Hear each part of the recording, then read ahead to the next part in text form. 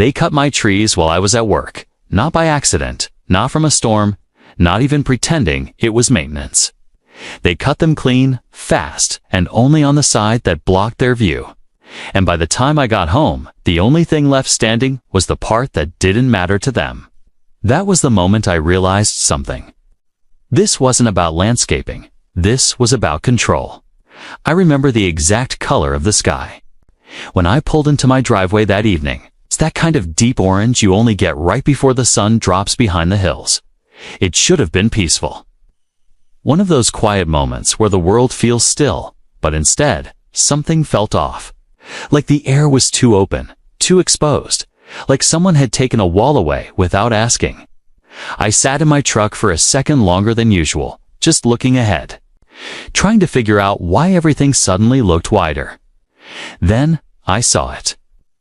At first, it didn't fully register because your brain doesn't immediately jump to someone trespassed and cut down part of your property. You look for simpler explanations, maybe wind damage, maybe something fell. But as soon as I stepped out and walked toward the back fence line, that denial started to crumble. The trees weren't broken. They weren't torn. They were cut. Clean cuts, intentional, surgical, almost. I had a line of maples and old cedar running along the back edge of my land. Nothing fancy, but they'd been there longer than I had. Tall enough to block the ridge behind my property. Tall enough to give me privacy. Or at least they used to. Now they looked lopsided. One side of each tree was stripped, almost bare. Branches gone and smooth. Angled slices, sap still wet. And glistening like the job had been done just hours earlier. The other side untouched, full, almost mocking what had been taken. Whoever did it knew exactly what they were doing. They didn't just hack away randomly. They trimmed only the uphill-facing sides, the side that blocked the view from the houses above, and that's when it clicked. Behind my property sat a development called Oakmont Valley. Gated, polished, the kind of place where every house looked like it came out of a catalog. Glass railings, outdoor kitchens, infinity edges, fire pits you probably light twice a year just to say you have one. They built it about 6 years ago, carved right into the hill, and from up there, yeah, the view was incredible. Valleys stretching for miles, sunsets that probably made people feel like they'd made it in life. Except my trees were in the way, or at least they had been. I stood there for a long time, just staring at those cuts. Trying to process the audacity of it, because this wasn't just someone trimming over a property line by a few inches. This was someone making a decision for me, on my land, without even the courtesy of a conversation. And the more I thought about it, the less it felt like a mistake, and the more it started to feel like someone testing how far they could push. I went back inside, still trying to keep my head clear, because anger without proof doesn't get you anywhere. And the last thing I wanted was to walk up that hill and start something I couldn't back up. So I did the one thing I knew would tell me the truth. I pulled up my security footage. I've got a couple cameras around the property, nothing fancy, just enough to keep an eye on things. Deliveries, wildlife, the usual. And it didn't take long to find what I was looking for. 10:14 a.m., a white utility truck came in through the rear access path. Not the main road, not where someone would normally enter unless they didn't want attention. 2 guys got out, safety vests, helmets, chainsaws already in hand. No hesitation, no checking, no knocking, just straight to work like they'd done this before. They moved fast too, cutting in sections, dropping branches and controlled pieces so nothing fell into the wrong area. It was clean, efficient, professional, too professional. And what really got me? There was no logo on the truck, no company name, nothing that tied them to anyone, just a blank white vehicle and 2 guys who clearly weren't worried about being seen. I leaned closer to the screen, zooming in frame by frame until I caught the license plate. A little blurry but readable enough, and I wrote it down. That's when something shifted for me. Up until that moment, I was still hoping this was some kind of misunderstanding. Maybe a contractor went too far. Maybe someone assumed the boundary was different, but the way they came in, the way they worked, the way they left, that wasn't confusion. That was permission, just not mine. I didn't sleep much that night. Not because I was scared, but because once you realize someone crossed a line like that, you start wondering what else they think they're entitled to and how long it's been happening without you noticing. Around midnight, I got up, walked out to the back again, stood there in the dark where the trees used to block everything. And for the first time since I bought that place, I could see lights from the houses up the ridge. And that's when I noticed something else. Small red dots. At first, I thought they were just reflections, maybe porch lights hitting glass or something. But as my eyes adjusted, I started to count them. 1, 2, 3. More than I expected. Cameras mounted along the edge of that development, angled downward, not toward their own streets, not toward their driveways, but toward my land. Toward me. I stood there a little longer, just letting that sink in, and I remember thinking, real quiet to myself. All right, so that's what this is. It wasn't just about a view, it was about visibility. And suddenly, this wasn't a neighbor issue anymore. This was something else entirely. The next morning, I grabbed the plate number, got in my truck, and drove up to Oakmont Valley. And that's where things really started to get interesting. The gate at Oakmont Valley wasn't subtle. Tall stone pillars, polished metal, cameras tucked into every corner like they were guarding something important. Or maybe just expensive. I pulled up, hit the call button, and waited, watching my own reflection in that little black lens, while a voice came through. Calm, practiced, the kind of voice that's used to filtering people out. I told them my name, said I needed to speak with whoever handled the HOA, kept it simple, didn't mention the trees, didn't mention the cameras, not yet. There was a pause, a soft click, and then the gate slid open like I belonged there. Which, in a way, I guess I did, just not in the way they expected. Driving up that hill, you could feel the difference immediately. Everything was curated, controlled, every lawn trimmed to the same height, every driveway spotless, like someone had decided what perfection looked like, and everyone agreed to follow it. And the higher I went, the clearer the valley became, wide, uninterrupted, except I knew exactly what had been removed to make it that way. They had taken my trees out of the equation. The HOA office sat near the top, glass front, clean lines. A row of framed sunset photos inside, like they were selling the view as much as they were managing it.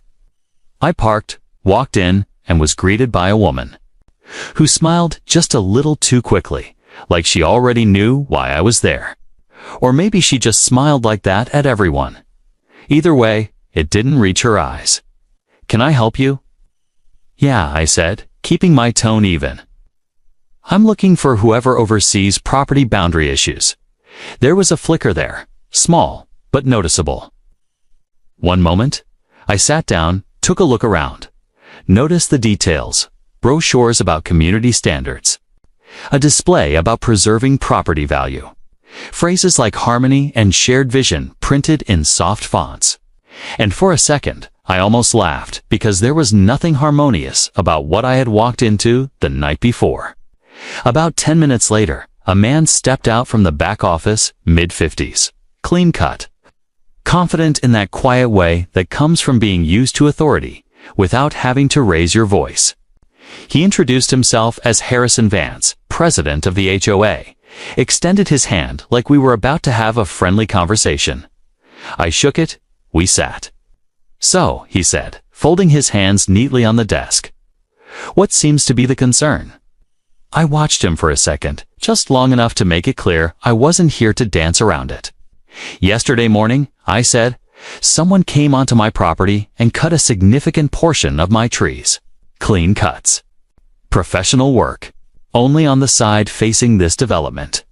He didn't interrupt, didn't react, just nodded slightly, like he was listening to a weather report. "And I'm trying to understand," I continued, "whether that was authorized by this association." A pause.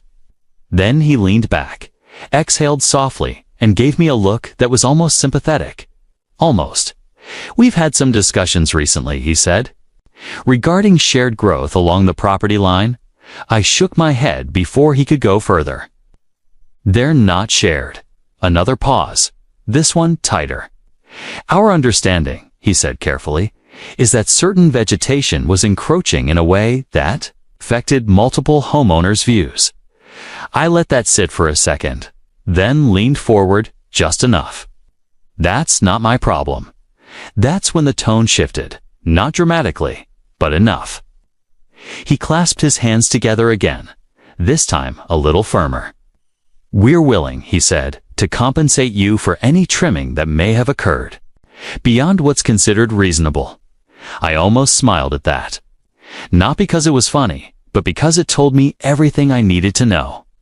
This wasn't a mistake they were trying to fix. This was a situation they thought they could settle. "Let me ask you something," I said, keeping my voice level. "How long do you think it takes to grow privacy?" He didn't answer, just held my gaze. And in that silence, there it was. Not an apology, not even acknowledgement, just calculation. I stood up. "I'll be in touch," I said, and turned before he could respond. Walking out of that office, I felt something settle in my chest. Not anger, not anymore. Something clearer than that. Direction, because up until that meeting, I was still hoping for a conversation, maybe even a resolution that didn't involve escalation. That hope was gone. When I got back home, I pulled out every document I had. Survey maps, deed, property records, laid them across the table, and went through them line by line. Not because I doubted what I knew, but because I wanted everything airtight. And it was, every boundary clearly defined, every inch accounted for. There was no gray area here. Which meant what they did wasn't just disrespectful, it was illegal. But the trees, as frustrating as that was, they weren't the part that stayed with me. It was those cameras. So I went back outside, this time in broad daylight, walked the entire boundary line slowly, deliberately, and looked up. Really looked. There were more than I'd noticed the night before, mounted on poles, attached to corners of houses, some angled just enough to avoid being obvious. But once you saw it, you couldn't unsee it. Every single one pointed downhill, toward my land, toward my house. One of them, I swear, had a direct line toward my bedroom windows. I stood there, hands on my hips, just taking it in, and I remember thinking, this isn't oversight. This isn't poor planning. This is intentional. And suddenly, everything lined up. The trees weren't just blocking a view, they were blocking sight lines. I walked back inside, grabbed my phone, and made 3 calls. First, a surveyor. Someone recommended by a guy I trust. Not cheap, not fast, but precise. Second, a lawyer. Real estate, property disputes. The kind of person who doesn't get emotional, just effective. Third, the contractor.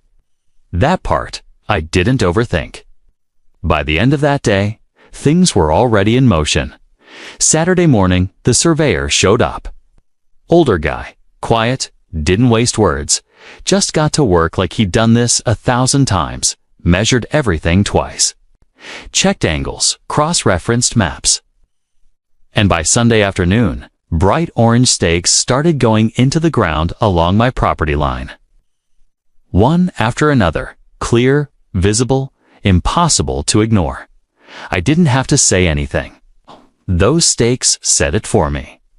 Monday morning, my lawyer sent out certified letters, formal notice of trespass, property damage, and potential invasion of privacy, carefully worded. No threats, just facts. The kind that make people realize they might have stepped further than they intended. And Tuesday was when the contractors arrived. 2 trucks, early, efficient materials already prepped. No delays, like they knew exactly what they were there to build. I walked out, coffee in hand, and one of the guys gave me a quick nod. "Fence going right along these markers?" he asked. I looked at the line of orange stakes stretching across the back of my property, then up at the ridge beyond them. At the houses, the glass balconies, the cameras that hadn't moved yet. Exactly along that line, I said. He nodded. Got it. And just like that, we started building something they couldn't ignore. They started early, like before the sun had fully burned off that thin layer of morning fog that hangs low over the valley. The kind of quiet where every sound carries just a little farther than usual. You could hear the metal before you saw it, the clank of panels being unloaded, the hum of equipment warming up. Steady, deliberate, no rush, no hesitation, just a job getting done. I stood there with my coffee, leaning against the side of the truck, watching it come together piece by piece, and I'll be honest, there was a part of me that wondered if this was going too far. Not legally, not logically, but socially. Because once you build something like that, you're not just solving a problem, you're making a statement. And statements, they echo. The first post went in just after 7:30. Deep, solid, permanent. Then another, and another. Until the lines started to take shape, stretching across the back of my property like a boundary that had always been there, just invisible until now. The panels followed, thick steel, matte finish, no gaps, no decoration, not ugly, not pretty, just final. By mid-morning, it was impossible to ignore. I noticed movement up on the ridge, silhouettes at first, then clearer shapes as people stepped out onto their balconies. Coffee cups in hand, arms crossed, trying to figure out what exactly they were looking at. A couple of them pointed. One disappeared inside, probably making a call, and I had a feeling I knew exactly who they were calling. My phone rang around noon. I didn't answer right away. Let it go once, twice, then picked up on the third ring. Hello. A pause. Then that same controlled voice. Mr. Hayes, Harrison Vance said, measured as ever, we need to talk about what's happening on your property. I glanced over at the fence, now halfway complete. Panels rising, one after another. Looks like construction to me, I said. Another pause, longer this time. This structure, he continued, choosing his words carefully. It's excessive. I almost laughed. Not out loud, but enough that he could probably hear it in my voice.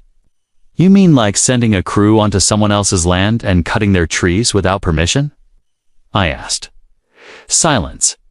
Then, we've already discussed compensation. No, I cut in. Still calm, still even. You offered to pay for trimming. That's not the same thing. His tone tightened, just a fraction.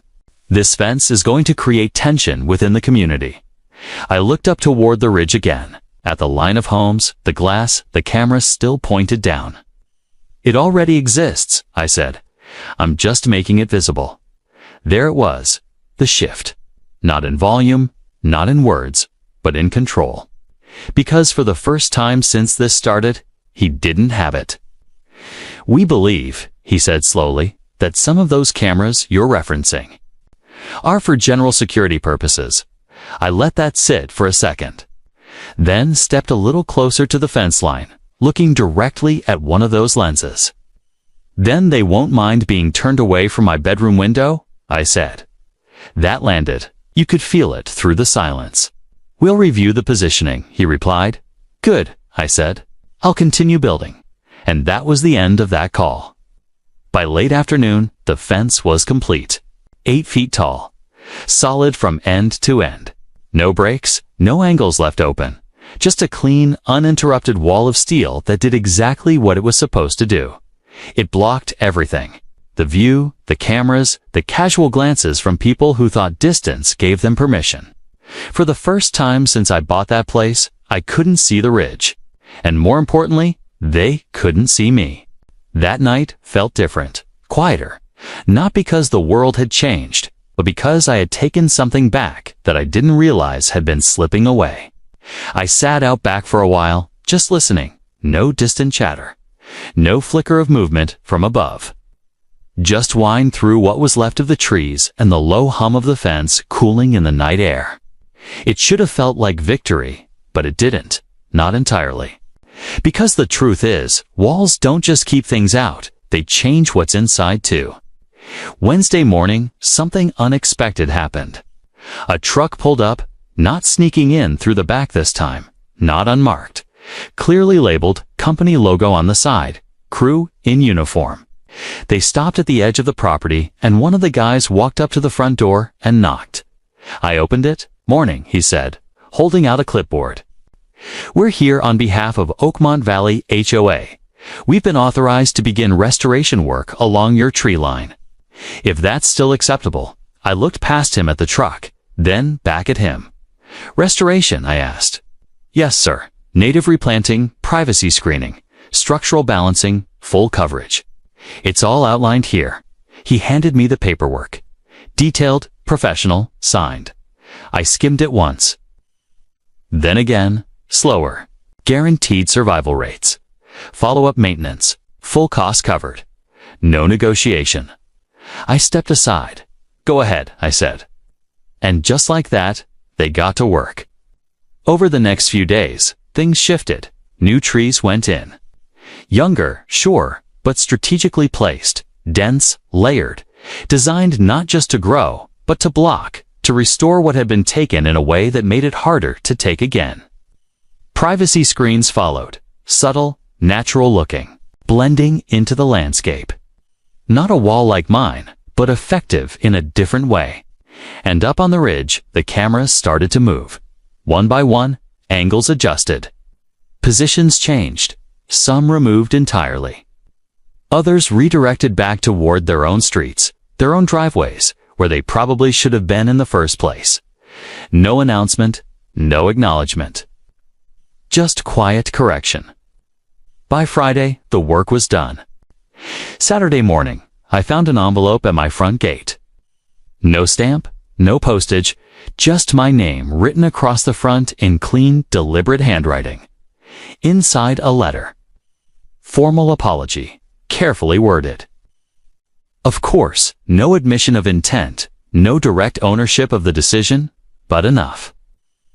Enough to make it clear they understood where the line was now. And maybe more importantly, that I wasn't going to let them move it again. I stood there for a while after reading it. Looking out at the new trees, the fence behind them, the ridge now hidden from view, and I realized something I hadn't expected. I didn't miss the view, not even a little. It's because what I had now felt better. It felt like mine again. But here's the thing. Not everyone would have handled it the same way.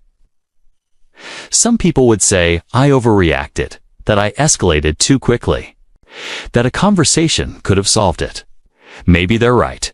Maybe if I'd gone up there first, knocked on a few doors, tried to work something out, things would have played out differently. Or maybe they would have just smiled, nodded, and cut a little more next time. So I'm curious what you think.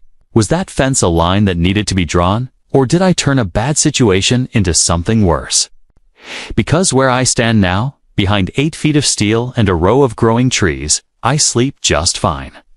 But I know not everyone would. If you've ever dealt with neighbors who pushed a little too far, or if you think there's a better way to handle something like this, I want to hear it.